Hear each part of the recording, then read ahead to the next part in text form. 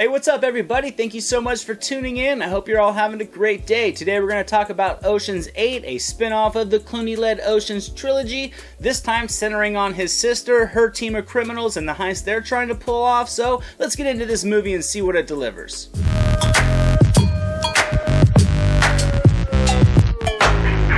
I definitely think 2001's Ocean's 11 is one of the great remakes out there. It was very well directed, well written, excellently casted, and I think all the performances hit the marks that they needed to for a clever, highly engaging heist film. And watching the trailer for this one for the first time, I was definitely intrigued. The cast looked fantastic with some heavyweight names like Bullock, Blanchett, and Hathaway, among many others. It had a stylish vibe to it that really felt like the Soderbergh trilogy, and I was hoping this could be as good of a spin-off as Ocean's 11 was as a remake. And after watching, I will say it gave a great effort and it came pretty damn close to doing so. I really enjoyed it despite some of the shortcomings. I think some of the lapses this film had for me were more than supplemented by the excellent performances, and when the end credits rolled, I was definitely smiling and pleased with what I saw. I thought Gary Ross crafted a very clever, polished heist film with a lot of camera techniques and scene transitions that actually make the movie feel like it was set in the same world as the trilogy, despite having more than enough of its own substance to not come across as overly derivative. Now, that isn't to say there aren't some similarities in this one that give it a slight reboot feel. On a number of occasions, there are some similar scenes and moments, and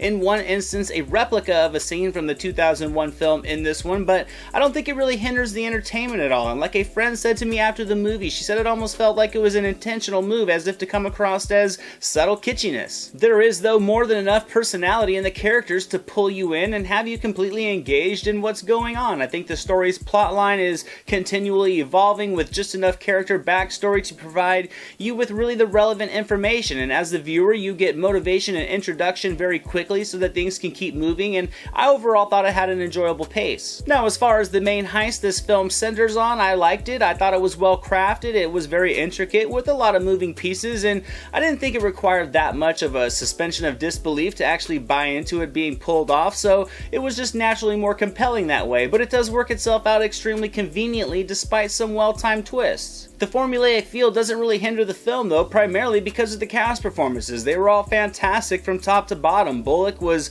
honestly excellent in the lead. She was capable, intelligent, and she really did have a personality that very much felt like she was the sister of Danny Ocean and a member of a family of criminals. I thought Cate Blanchett was fantastic as well, and she embodied her character's persona very naturally. She also had a great chemistry with Bullock that really did solidify their friendship with a minimal amount of screen time. I thought Helena Bonham Carter was awesome as the offbeat designer, and she just felt perfectly casted and comfortable in this role with a very understated performance that delivered some very well-timed humor. And I thought Anne Hathaway was perfect in the role as the snobby actress. She had such a natural charisma in this performance that fit the role so well, it almost didn't feel like she was acting, and she just poured enough into this character to give it all the film needed, and she steals so many scenes with her performance. And like I mentioned earlier, I thought the entire cast did excellent. They all had their moments to leave an imprint on the story. They were able to bring their own personalities and merge them into the roles to just create some grounded characters you can connect with. They also had a strong chemistry with one another that really